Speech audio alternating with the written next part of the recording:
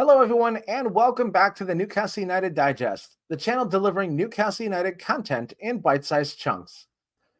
My name is Adam Snyder, and if you're new to the channel, please give any video that you enjoy a like and subscribe for more bite-sized Newcastle United content.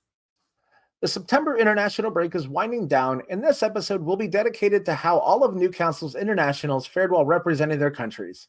Some players received their very first call-ups, others returned after a lengthy absence, and others took this break to continue building their fitness and confidence. Now let's start with the U21s. And the first person we'll talk about is Lewis Hall.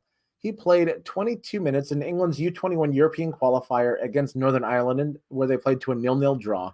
And he played the full 90 in a 4-1 friendly against Austria's U21s.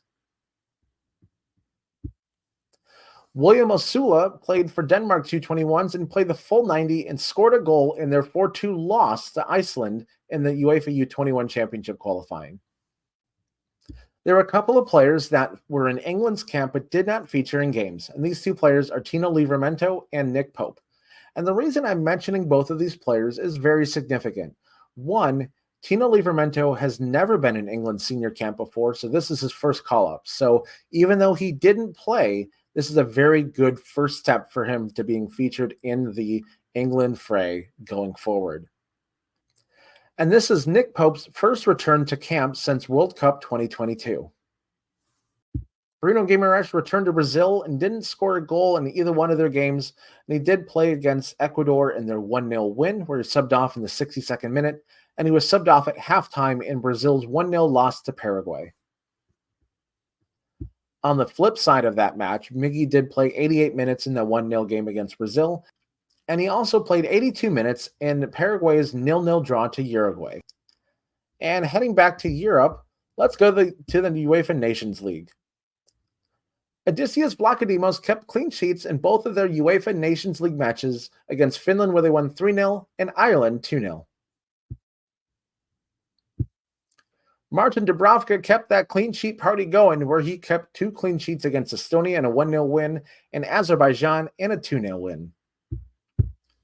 Anthony Gordon started in both of England's UEFA Nations League matches, where he was subbed off in the 2-0 win over Ireland in the 77th minute and in the 66th minute in their 2-0 win over Finland. Alexander Isak showed just how dangerous of a striker that he is when he played against Azerbaijan and Estonia in their Nations League matches. He scored 2 goals in the Azerbaijan game and drew a penalty and could have had a hat trick, but he handed the ball off to Victor Gyökeres in their 3-1 win. He also scored a goal against Estonia and set up another, and was subbed off in the 79th minute in their 3-0 win against Estonia. And of course, Sandro Tonali made his return back to the Italian squad after his 10-month ban for gambling, and it looked like he never left. He had an incredible 2 games, and he had a absolutely filthy assist in a gorgeous goal in their 3-1 win against France. He also played the full 90 in their 2-1 win against Israel. Now let's talk about what were the most important performances of this international break.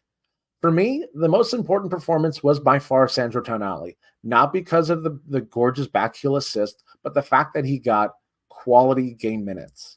He was starting to get a few of those just before the international break, and having 2 good games, and especially playing as sharp as he did for Italy, really brings him back into the fray for Eddie Howe. And I'm going to say this right now, he's probably going to start on Sunday against Wolves.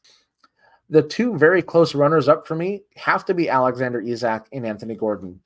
Isak showed just how slippery and dangerous he is against Azerbaijan and Estonia.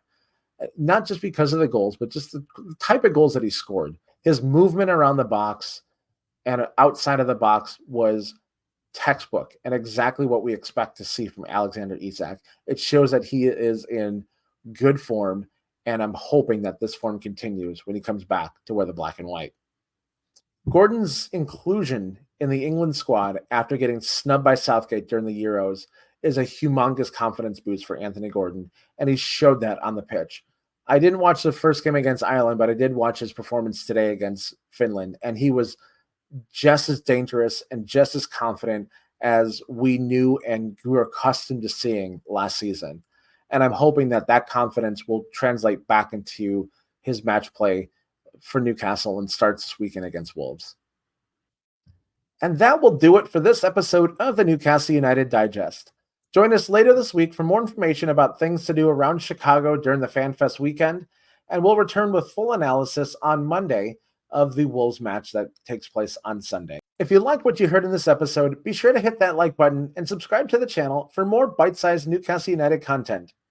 And let us know in the comments, who was your favorite performance in the international break? And we'll be sure to keep that conversation going with you all the way up until the Wolves game on Sunday. So once again, my name is Adam Snyder, and this is the Newcastle United Digest. Bye for now.